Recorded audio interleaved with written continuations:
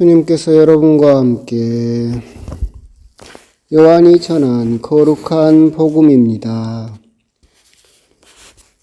그때 마리아와 그 언니 마르타가 예수님께 사람을 보내어 주님께서 사랑하시는 이가 병을 앓고 있습니다 하고 말하였다. 예수님께서 그 말을 듣고 이르셨다. 그 병은 죽을 병이 아니라 오히려 하느님의 영광을 위한 것이다. 그 병으로 말미암아 하느님의 아들이 영광스럽게 될 것이다. 예수님께서는 마르타와 그 여동생과 라자로를 사랑하셨다. 그러나 라자로가 병을 앓고 있다는 말을 들으시고도 계시던 곳에 이틀을 더 머무르셨다. 예수님께서는 그런 뒤에야 제자들에게 다시 유다로 가자 하고 말씀하셨다. 예수님께서 가서 보시니 라자로가 무덤에 묻힌 지 벌써 나흘이나 지나 있었다.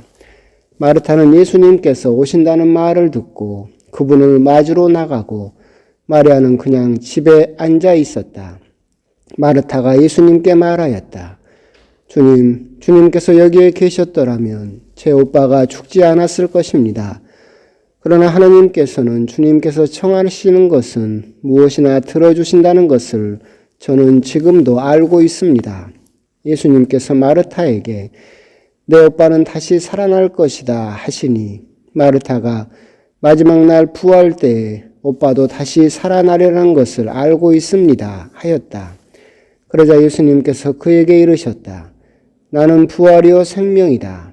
나를 믿는 사람은 죽더라도 살고 또 살아서 나를 믿는 모든 사람은 영원히 죽지 않을 것이다. 너는 이것을 믿느냐? 마르타가 대답하였다. 예, 주님, 저는 주님께서 이 세상에 오시기로 되어 있는 메시아이시며 하느님의 아드님이심을 믿습니다. 예수님께서는 마음이 북받치고 산란해지셨다.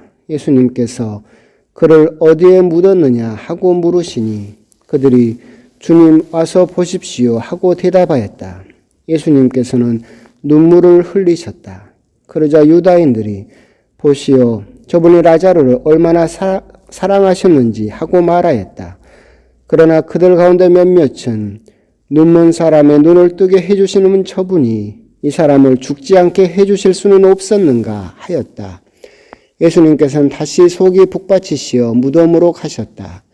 무덤은 동굴인데 그 입구에 돌이 놓여 있었다.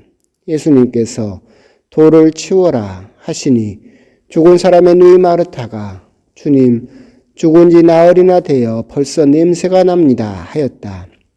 예수님께서 마르타에게 말씀하셨다. 내가 믿으면 하느님의 영광을 보리라고 내가 말하지 않았느냐. 그러자 사람들이 돌을 치웠다. 예수님께서는 하늘을 우러러보시며 말씀하셨다. 아버지, 제 말씀을 들어주셨으니 아버지께 감사드립니다. 아버지께서 언제나 제 말씀을 들어주신다는 것을 저는 알고 있습니다. 그러나 이렇게 말씀드리는 것은 여기 둘러선 군중이 아버지께서 저를 보내셨다는 것을 믿게 하려는 것입니다. 예수님께서는 이렇게 말씀하시고 나서 큰 소리로 외치셨다. 라자로야, 이리 나와라. 그러자 죽었던 이가 손과 발은 천으로 감기고 얼굴은 수건으로 감싸인 채 나왔다. 예수님께서 사람들에게 그를 풀어주어 걸어가게 하여라 하고 말씀하셨다. 마리아에게 갔다가 예수님께서 하신 일을 본 유다인들 가운데에서 많은 사람이 예수님을 믿게 되었다. 주님의 말씀입니다. 참 예수님, 사순제 이제 5주일이 되었습니다.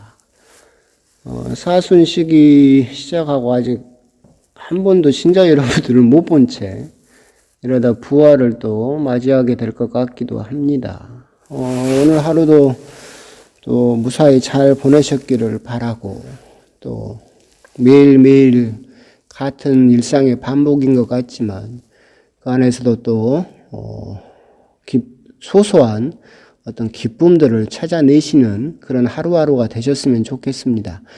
우리가 깨어 있었지는 못했지만 지난 새벽 2시에 교황님께서 텅 빈 베드로 광장에서 성체를 현시하시고 성체로서 텅 빈 광장에서 강복을 하시면서 마치 풍랑에 부딪힌 그런 배에 타고 있는 제자들의 심정과 같다라고 이야기를 하시면서 지금 현 코로나 사태에 힘들어하는 모든 사람들에게, 특별히 우리 신자들에게 성체로서 강복을 하시는 그런 모습을 또 보기도 했습니다.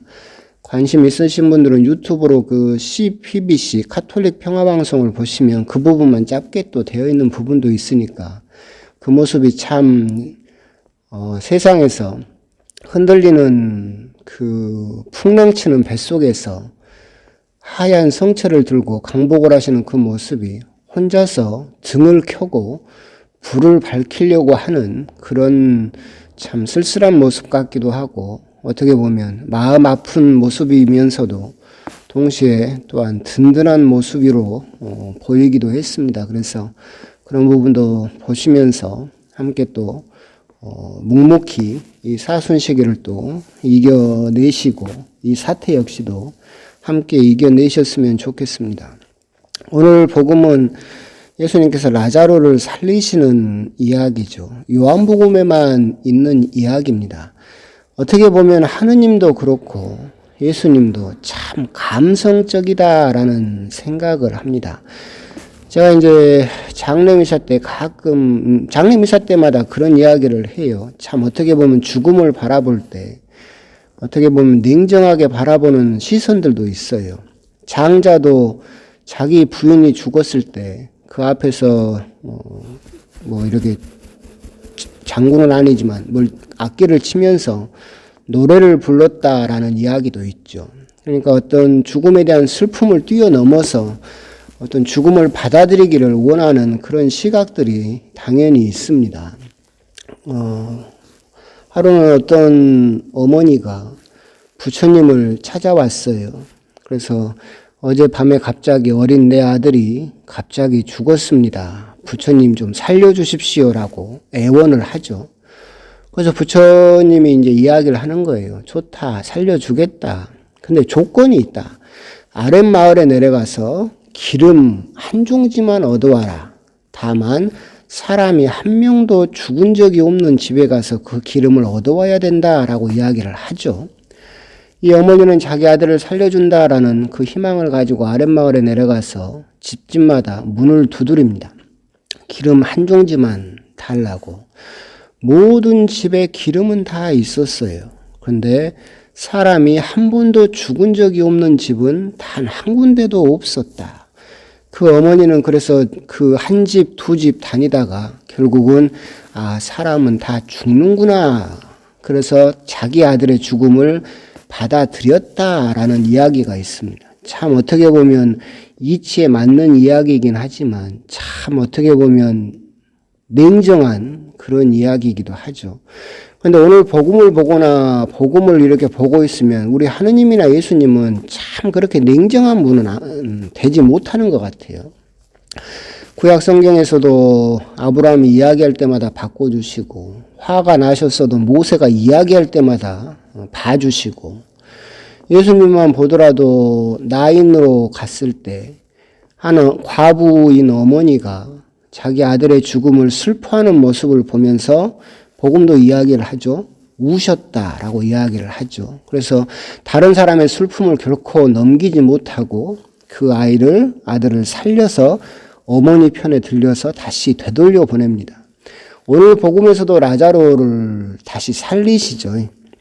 예수님이 또 우셨다라고 그렇게 되어 있습니다. 냉정하게 이야기를 하면 이것은 영원한 부활이 아니기 때문에 나인 과부의 그 아들이나 라자로나 결국은 또 죽게 될 겁니다. 그러잖아요. 영원히 살 수는 없죠. 그런데도 불구하고 짧은 소생이긴 하지만 그 사람과의 이별, 그 사람의 죽음을 슬퍼하는 사람들의 그 슬픔을 예수님은 함께 느끼셨던 거죠. 그냥 냉정하게 죽음을 받아들여라. 사람은 죽을 수밖에 없다. 라고 이렇게 이성적으로 정의를 내리는 것이 아니라 그 슬픔에 함께 동조하시면서 공감하시면서, 그렇기 때문에 잠시나마 그렇게 다시 그 슬픔을 뒤로 밀어주시는 그 모습을 봤을 때 참 어떻게 보면 하느님이나 예수님이나 참 냉정하지 못한 분이지 않는가. 우리들이 기도하고 울며 불며 매달리면 하느님은 양보하고 예수님도 그렇게 당신의 것을 허락하시는, 어떻게 보면 참 정많은 분들이다라는 그런 생각도 드는 그런 복음이기도 합니다. 오늘 복음은 사실 참 여러 가지를 이야기를 할 수 있을 거예요. 근데 이제 오늘 복음의 이제 큰 틀은 뭐냐면 그 라자로가 나오잖아요. 근데 오늘 복음을 이해하면서 여러분들은 같은 복음이지만, 비유지만 부자와 라자로 비유를 함께 떠올려 볼 필요가 있어요. 이번 사순시기 때도 여러분들이 들으셨는데 부자와 라자로 이야기를 들었었잖아요. 그런데 거기에서 이상하게 예수님께서는 부자 이름은 이야기를 하시지는 않는데 라자로는 가난한 병자였고 가난했다라고 하면서 라자로라는 이름을 들먹이세요. 그러죠? 그러면서 뒷부분에 가면 뭐라고 부자가 이야기를 하느냐면 아브라함 할아버지 라자로를 보내시어 내 형제들에게 이 불붙는 지옥에 들어오지 않도록 좀 이야기 좀 해 주십시오라고 이야기를 하죠. 모세가 안 된다고 그러자 죽은 사람이 되살아나서 내 형제들에게 말을 해야 내 형제들은 그 말을 들을 것입니다 라고 이야기를 하죠. 그러니까 결국 거기에서 이야기하는 거, 라자로를 보내시어 죽은 라자로를 되살려서 보내야만 이스라엘 사람들이 믿게 될 것입니다 라고 부자는 이야기를 하고 있고, 그렇기 때문에 오늘 예수님께서는 어떻게 보면 큰 틀은 이스라엘 백성을 신앙적으로 시험하고 계세요. 정말 너희들이 내가 내 비유를 통해서 이야기를 한 것처럼 너희들은 죽은 사람이 되살아나서, 그리고 그 사람 이름이 라자로이고 라자로가 되살아나서 와야만 우리들은 믿을 수 있다라고 이야기를 하는데, 그렇다면 내가 라자로를 다시 살리겠다라는 큰 틀이 있죠. 왜 그렇게 볼 수 있느냐라고 한다면 복음 앞부분에서 예수님께서는 사랑하시는 그 라자로가 병을 앓고 있고 죽을 위험에 처해 있다라고 하는데도 안 가시죠. 안 가세요. 그러고 나서 나흘이나 지나서 그때나 움직이시죠. 그리고 또 가신 걸 보면 솔직히 거리도 별로 먼 것 같지 않아요. 그런 걸 따져봤을 때 예수님께서는 라자로의 확실한 죽음을 원하셨고, 그렇기 때문에 이미 묻혀서 썩어서 냄새까지 납니다라고 이야기를 하고 있는 거, 아팠던 사람을 쾌유하는 것이 아니라, 아팠던 사람을 낫게 하는 것이 아니라 예수님께서는 이제 죽은 라자로가 되살아났을 때 이스라엘 사람들, 너희들은 이제 뭐라고 응답하겠느냐라는 어떤 이스라엘 사람들을 향한 큰 시험을 이스라엘 사람들에게 주고 계신다라는 그런 생각이 듭니다. 그럼에도 불구하고 이스라엘 사람들은 죽었던 라자로가 되살아났음에도 불구하고 나중에 그 라자로를 죽이기로 결정했다라고 하는 걸 보면, 그 비유에서 부자와 라자로 비유에서 이야기를 하는 것처럼 죽었던 사람이 되살아난다 하더라도 너희들은 결코 믿지 않을 것이다 라고 했던 아브라함의 이야기, 예수님의 이야기가 그대로 또한 실현돼 버리면서 이스라엘 사람들은 결정적으로 죽은 사람이 되살아나서 죽었던 라자로가 살아나서 이야기를 한다 하더라도 예수님을 끝내 받아들이지 않는다라고 하는 것을 결정적으로 드러내고, 이것은 결국 구원에 대한 구원에 대한 예수님의 초대에 대한 결정적인 거절의 한 증거가 될 것이다 라고 하는 것, 그런 부분이 오늘 복음의 큰 틀로서 존재하고 있다라고 생각을 하시면 되겠습니다. 그 안으로 들어가서 이렇게 들여다보면 예수님께서는 우리들의 슬픔을 결코 모른 척하지 않으시는, 우리가 울고 있을 때 그분께서도 함께 울고 계시는 정말 자비로우신 모습을 보여주고 계신다라고 하는 것을 오늘 복음을 통해서 알 수 있습니다. 하지만 오늘 복음을 통해서 우리가 또 한 가지 우리가 묵상을 해볼 거리가 있는 것은 마르타의 자세입니다. 오늘 복음도 똑같이 마르타와 마리아가 동시에 등장을 하죠. 또 다른 복음에서 여러분들이 아시는 것처럼 마르타는 분주했었고 마리아는 예수님의 말씀을 듣고 있었고, 그래서 예수님으로부터 마리아는 참 좋은 몫을 택했다, 그 몫을 뺏기지 않을 것이다 라고 하면서 마르타의 분주함을 꾸중하셨던 예수님의 모습이 또한 있었죠. 그것과 함께 연결이 돼서 오늘도 역시 마르타는 굉장히 예수님과 많은 이야기를 나누지만 마리아는 그냥 울고 있었다라고 하는 것을 또한 드러내고 있죠. 정말로 두 사람의 태도가 다른데 이 마르타의 그 대화를 곰곰이 우리가 한번 묵상을 해볼 필요가 있어요. 마르타의 대화를 이렇게 곰곰이 보고 있으면 3단계로 이루어지죠. 제일 처음에는 어떻게 되어 있느냐면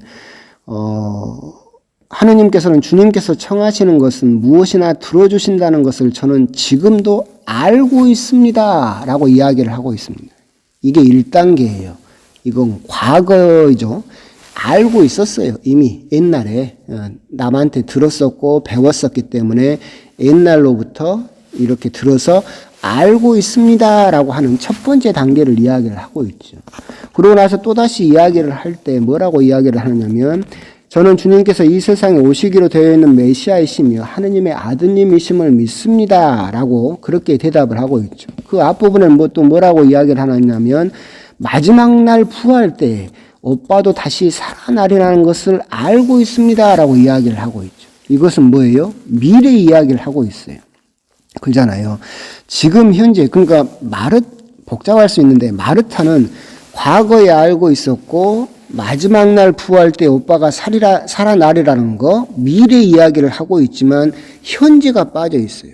마르타의 신앙에는 과거에 알고 있었고 미래에 부활하리라는 것도 알고 있어요. 하지만 지금 현재의 신앙은 빠져 있죠. 그게 어디서 드러나느냐라고 한다면 무덤 앞에 갔을 때 마르타가 이야기를 하죠. 기껏 앞에서는 뭐라고 이야기를 했어요? 저는 주님께서 이 세상에 오시기로 되어 있는 메시아이시며 하나님의 아드님이심을 믿습니다라고 고백을 해놓고 무덤 앞에서 예수님께서 돌을 치워라 그러니까 마르타는 뭐라고 이야기를 해요? 주님 죽은 지 나흘이나 되어서 벌써 냄새가 납니다 라고 이야기를 하고 있습니다. 그러니까 예수님께서는 하나님의 아드님이심을 믿고 알고는 있는데 그분이 지금 당장 지금 현재 내 오빠 라자로를 되살릴 수 있다는 것은 믿지 않았다는 거죠. 그러니까 과거에 배워서 들었고 알았어요.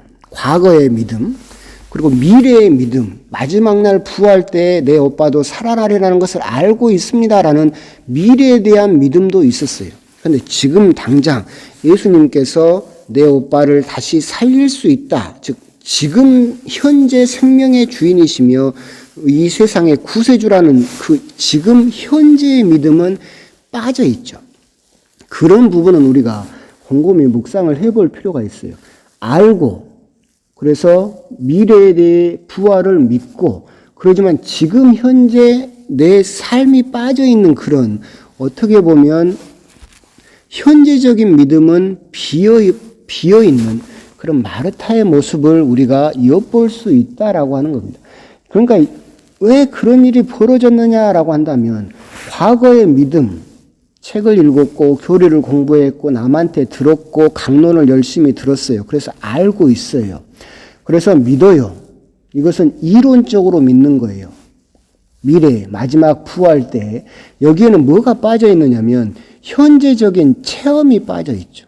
지금 내가 오늘 예수님을 만나고 지금 현재 내가 예수님을 체험하고 지금 내가 하느님은 예수님은 이런 분이시구나라고 하는 지금의 그 체험 이것이 빠져 있다라고 하는 것을 마르타가 결정적으로 보여주고 있다. 그렇기 때문에 예수님께서 무덤에 돌을 치워라라고 했을 때 마르타는 이미 죽어서 냄새가 납니다 라고 하면서 예수님의 말씀을 이해하지 못하고 거절하는 모습을 또한 보여주고 있다라고 하는 겁니다. 오늘 복음은 사실 가장 이제 첫 번째는 예수님께서 보여주시는 우리와 함께 슬퍼하시고 눈물 흘리시는 하느님 얼마나 사랑이 많으시고 우리가 눈물로써 호소하면 결코 모른 척하지 못하시는 예수님의 모습을 보여주고 있다. 그리고 두 번째는 라자로라는 그 힌트를 통해서 부자와 라자로 비유를처럼 죽은 나자로가 되살아나서 가지 않으면 결코 믿지 않을 것입니다 라고 이스라엘 사람들은 이야기를 했지만 죽은 나자로가 되살아났음에도 불구하고 예수님을 받아들이지 못하는 이스라엘 사람들의 구원에 대한 결정적인 거절, 이것이 드러나는 이야기이며, 세 번째는 마르타가 정말로 신실되게 믿음을 고백하고는 있지만 이 마르타의 믿음에서는 결정적으로 지금 현재의 믿음이 빠져 있는 그 모습을 우리들은 볼 수 있다라고 하는 겁니다. 그러면 우리가 오늘 복음에서 묵상할 수 있는 부분은 그런 분이겠죠. 정말 내가 체험하고 있는가? 내가 교리를 듣고 해서 알고 있고 내가 나중에 어렴풋이나마 부활하게 될 것이고 영원한 생명을 가지게 될 거라는 것은 어렴풋이나마 믿고 있어요. 하지만 지금 현재 내 믿음은 어떤가? 지금 내가 예수님을 느껴봤는가? 내가 예수님을 지금 오늘 체험해 봤는가? 이것이 정말로 우리들의 믿음의 중요한 부분이다라고 하는 거죠. 지금 현재의 믿음이 있었다라고 한다면 마르타는 돌을 치워라라고 했을 때 예수님이 지금 당장 내 오빠를 살려줄 수 있음을 믿었을 것이고, 그러면 당장 그 말씀에 따라서 돌을 치웠겠지만 마르타는 지금 현재의 믿음이 없었기 때문에 냄새가 납니다라고 대답을 할 수밖에 없었다. 그 말은 결국 하느님께서 지금 우리들에게 현재적인 어떤 말씀을 지금 당장 해야 되는 어떤 명령을 내리셨을 때 우리들은 지금의 체험이 없다면 거기에 대해서 온전하게 대답하지 못할 수도 있다라고 하는 거, 그런 부분을 우리가 또 생각을 해볼 필요가 있을 것 같습니다. 그래서 내가 지금 매일매일의 삶을 살면서 하느님을 체험하고 있는가, 예수님을 느끼고 있는가, 그게 어려운 일이긴 하지만 항상 그렇게 기도를 하거나 성경을 읽으면서 그분을 체험하려고 하는 거, 느껴보려고 하는 거, 이것이 사실은 우리 믿음에 굉장히 중요하다라고 하는 겁니다. 어려운 일 같지만 쉽게 이야기하면 이런 거예요. 여러분 숨 쉬는 거 느껴요? 잘 못 느끼죠. 살다 보면 바쁘고 그러니까 내가 숨 쉬고 있다는 것도 잘 느끼지 못하고 살잖아요.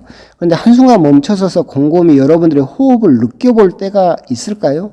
그렇게 해보라는 거지.